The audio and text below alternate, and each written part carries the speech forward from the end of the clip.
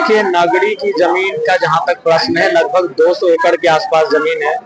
वह जमीन पूरी तरह से समतल है, वह जमीन उपजाऊ है। और अगर उस जमीन का अधिग्रहण नहीं किया है, उचित मुआवजा नहीं दिया है, उसके बाद भी अगर आप कोई कार्य कर रही, तो ये गुरु जी के सपनों पर आघात है। झारखंड की जो आधार है, जल जमीन जंगल, उस आधार पर आघात है कि आप यहाँ के जंगल को नहीं बचा पा रहे, यहाँ की जमीन को नहीं बचा पा रहे। देखिए, योजना परियोजना का कोई विरोधी नहीं है। रिम्स 2 आज इस राज्य की जरूरत है, रिम्स 3, रिम्स 5 आज राज्य की जरूरत है। लेकिन सवाल है, जमीन जबरन ना लिया जाए। जमीन का अधिग्रहण सिस्टमेटिक तरीके से हो, जो भूमि अधिग्रहण अधिनियम 2013 का कानून कहता है, जो LAR पॉलिसी के तहत जो सुविधाएं होनी चाहिए, उन सुविधाओं के साथ भूमि का अधिग्रहण करे। कोई विरोध क्यों करेगा? हंसते हुए। देखिए, सदन में जो बातें सामने आ रही है, उन बातों पर सरकार को जवाबदेह बनती है। सरकार को जवाब देनी चाहिए। जवाब देने के लिए सदन की कार्रवाई होती है। अगर सरकार जवाब ना देकर अगर उनको हटकाएगी, उन्हें दिशा दिग्भ्रमित करेगी, तो ये चिंता का विषय है। निसंदेह सदन आज 3 बार स्थगित हुआ, जिसमें सत्ता पक्ष विपक्ष दोनों ने हंगामा किया। ये भी सत्य है। सत्ता पक्ष ने केंद्र सरकार की नीतियों की आलोचना करते हुए सदन को बाधित करने का कार्य किया, तो विपक्ष ने वर्तमान की जो राज्य सरकार है, उनकी नीतियों के विपरीत में जाकर सदन को बाधित करने का कार्य किया।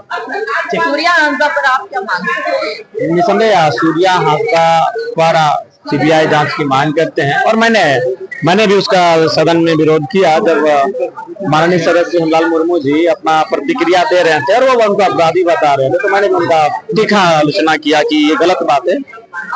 अगर आप सबको अपराधी के चश्मे से देखने लगे, तो हमें लगता है कि आप तमाम आंदोलनकारियों को उस कटघरे में लाके खड़ा कर देंगे। तो ये बिल्कुल, आप जब तक कोई स्पष्टीकरण न्यायालय के माध्यम से ना हो जाए, आप किसी पर टिप्पणी नहीं कर सकते हैं। तो जांच की मांग उठी है, जांच होनी चाहिए। चला पूरे सदन में सत्ता पक्ष विपक्ष सभी विधायकों ने काफी हो हल्ला किया। सत्ता पक्ष ने केंद्र की सरकार की नीतियों के खिलाफ जाकर, तो विपक्ष ने राज्य सरकार की नीतियों के खिलाफ जाकर आज सदन में प्रदर्शन किया, जिसके कारण अंततः सदन चला नहीं आई ठीक से। और मूलतः जो बातें सामने आई, सूर्या हांसदा एनकाउंटर की CBI जांच की मांग सामने आई, और उस पर हम लोग भी अड़िग हैं कि जांच CBI के माध्यम से सही हो। नागरिक वाले आपकी पार्टी के देवेंद्र हम भी गए थे। तो उस हिसाब से अगर सरकार के पास दस्तावेज है अधिग्रहण का, तो दस्तावेज को कोर्ट के माध्यम से या फिर किसी माध्यम से वो प्रस्तुत करे, दस्तावेज को दिखाएं कि जब अधिग्रहण किया जा रहा था, रेतों का हस्ताक्षर है कि नहीं, उनका किसी प्रकार की रजामंदी या सहमति है कि नहीं। तो दस्तावेज लेकर बात करनी चाहिए, बहस करनी चाहिए। और जो भी नगरी के जो ग्रामीण है, उनके 5, 7 या 9 प्रतिनिधि मंडल को सरकार को बुलाना चाहिए और बैठ के बात करनी चाहिए। इरफान अंसारी लगातार अभी भी कह रहे हैं कि नहीं बने हैं, मैं वहां नहीं बने हैं। रिम्स 2 अगर इरफान अंसारी जी बनाना चाहते तो हम लोग थोड़ी विरोधी हैं। प्रत्येक दिन हम लोग को भी 10 से 15 बीमारियों का समस्या सुनना पड़ता है। तमाम डॉक्टर से फोन में टेलीफोनिक बात करनी पड़ती है। कई जगह 10,000, 5,000, 20,000, 25,000 रुपए बिल माफ करने के लिए फोन करना पड़ता है। तो स्वास्थ्य की समस्याएं आज नंबर 1 पर है इस राज्य में। तो रिम्स 2, 3, 4, 5 सब बने, लेकिन नगरी जो विवादित हो रही है, जहाँ के लोग रजामंदी नहीं है दे रहे हैं, तो वहाँ पुनर्विचार करने की आवश्यकता है। कोई जगह आप बोलेंगे तो हम दे देंगे बहुत सारे। लेकिन देखिए, जैसे हम सुबह ही बात कर रहे थे मंत्री जी से, तो बोला कि नहीं, तुम जो जगह का सुझाव दे रहे हो वो खूंटी में है। खूंटी में सुबह ही हमारे पास एक एप्लीकेशन आया कि विधायक जी बहुत सारा विवाद चल रहा है, तो हमारे वहाँ 400 एकड़ जमीन का अधिग्रहण है, 400 एकड़ जमीन है, तो वहाँ बनाया जाए, यहाँ से 20 किलोमीटर है। तो नहीं, रिम्स 2 तो फिर राजधानी में ही बनेगा। तो हमें लगता है कि अगर देखने जाए तो बहुत सारी ऐसी जमीनें पड़ी हैं जहाँ पे आप इस काम को कर सकते हैं। 1932 का टी-शर्ट पहन के आए, काफी लंबे समय के बाद 1932 की नहीं, देखिए, इस बार हमको लगा कि बोलने का, देखिए, सबसे पहला बात है कि आप जब सदन में आते हैं तो कई तरीके से आप अपने आवाज को रखते हैं। या तो बोल के रखते हैं, या तो लिख के रखते हैं, या तो सांकेतिक रखते हैं, या तो शब्दों से रखते हैं। तो इस बार हमें लगा कि शायद इस बार बोलने का अवसर नहीं मिलेगा। सदन बाधित होने का संभावना पहले से था, और मात्र 2 दिन का सत्र बचा, जिसमें एक दिन तो गैर सरकारी संकल्प चला जाएगा, एक दिन बचा है। तो एक दिन में हम स्थान नीति पे बहस करें, नियोजन नीति पे करें, विस्थापन नीति पे करें, कृषि नीति पे करें, या किस विषय पे बहस करें, वो मैंने कम समय बचा है। इसलिए मैंने कहा कि कभी कभी शब्दों से, कभी कभी लेखों से, कभी कभी लेखन से भी अपने संदेश को बताना चाहिए। इसलिए आज पूरे सदन में मैं 1932 का बयान ये टी-शर्ट पहनकर था। 1932 को लेकर सरकार बिल्कुल स्थिर हो गया, बिल कहाँ गया, राज्यपाल के पास गया। देखिए सरकार हर मुद्दे पर स्थिर है। सरकार केवल अपना, सरकार के जितने भी अंग में बैठे लोग हैं वो अपने निजी स्वार्थ के लिए, अपने खाना पूर्ति के लिए काम कर रहे हैं। वो किसी भी मुद्दे पर ना बात करना चाहते हैं, ना किसी भी मुद्दे पर बैठकर सॉर्ट आउट करना चाहते हैं, किसी भी मुद्दे पे बात नहीं करना चाहते हैं। सर्वदलीय बैठक बुलाई की है, स्थानीय नीति कैसी हो, उसका प्रारूप क्या हो, उसका ड्राफ्टिंग क्या हो, कम से कम एक बैठक तो बुलाए, सबकी राय शुमारी तो ली जाए कि हम लोग गंभीर हैं स्थानीय नीति को लेकर, हम लोग गंभीर हैं नियोजन नीति को लेकर, हम लोग गंभीर है विस्थापन को लेकर। अगर गंभीरता है तो सर्वदलीय बैठक बुलानी चाहिए और बातचीत करनी चाहिए, फिर आप कैबिनेट में ले जाइए, कैबिनेट में प्रस्ताव लेकर आइए, लेकिन एक बार चर्चा परिचर्चा सर्वदलीय होनी चाहिए। तो गंभीरता नहीं है।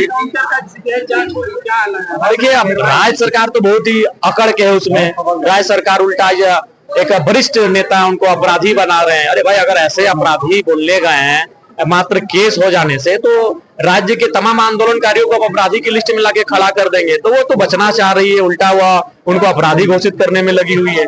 दादा क्या लगता है सूर्या हादसा के मामले पे, नगरी जमीन के मामले पे, या फिर 1932 के खतियान मामले, सरकार की नीयत क्या लग रही है? देखिए सरकार, देखिए माननीय मुख्यमंत्री अच्छे इंसान है, दिल के साफ है, लेकिन एज ए पॉलिटिशियन उनका विजन बिल्कुल भी नहीं है। आप कभी भी माननीय मुख्यमंत्री के पास जाइए, वह आप उनसे 5 मिनट तक का समय नहीं ले सकते हैं। कोई भी, आज मैं नाम नहीं लूंगा, बहुत सारे मंत्रियों से मैं मिला, बहुत सारे उनके सत्ता दल के विधायकों से मिला, वो बोले 4-5 लोगों से घिरे होते हैं, हमें अपनी बात रखने का अवसर तक नहीं मिल पाता है, ना वो सुन पा रहे हैं हमारी बात। सही बात है वो, और ये दुर्भाग्य की स्थिति है कि माननीय मुख्यमंत्री अपने मंत्रियों से, अपने विधायकों से संवाद नहीं कर पा रहे हैं, तो कहां से राज्य को आगे लेकर जाएंगे। आप पतरातू कल गए थे, विस्थापितों से मुलाकात हुई थी क्या? क्योंकि बड़का गांव क्षेत्र में लोग काफी परेशान हैं। जी, बड़का गांव, हमें लगता है कि आज अगर राज्य में सबसे ज्यादा कहीं के लोग विस्थापन के इशू से परेशान है तो बड़का गांव के लोग हैं।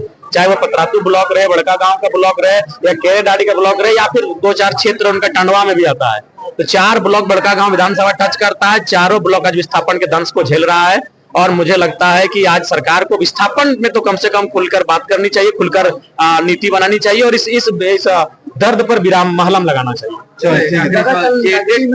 जेल के नेत्री ने कहा है कि इरफान अंसारी को घर में घुस के मारेंगे अगर हमारे लोगों को धमकाइएगा, तो क्या कहेंगे? देखिए अगर ऐसा आवेश में कहा तो उसके लिए हम लोग खेद प्रकट करते हैं कि आवेश में वो एक माननीय मंत्री हैं, और अगर आवेश में ऐसा, चूंकि होता है जनरली जो लोग आंदोलन से जुड़े होते हैं, कभी कभी कुछ शब्द ऐसे आते हैं जो थोड़ा सा लगते हैं, लेकिन वो केवल उस परिस्थिति की देन है, ऐसा नहीं कि उनके बारे में किसी का वैसा भाव है।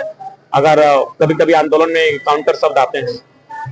जेटेड के छात्र लगातार, जी आज मेरा वही सवाल था, आज जो मेरा शून्यकाल था जो बाधित हो गया, मेरे शून्यकाल का सवाल जेटेड से ही था कि जेटेड की जो परीक्षा है पिछले 9 वर्षों से नहीं हुई है, परीक्षा ली जाए। ये मेरे जेटेड में आज मुद्दा था, लेकिन बाधित होने के कारण उस मुद्दे को मैं रख नहीं पाया।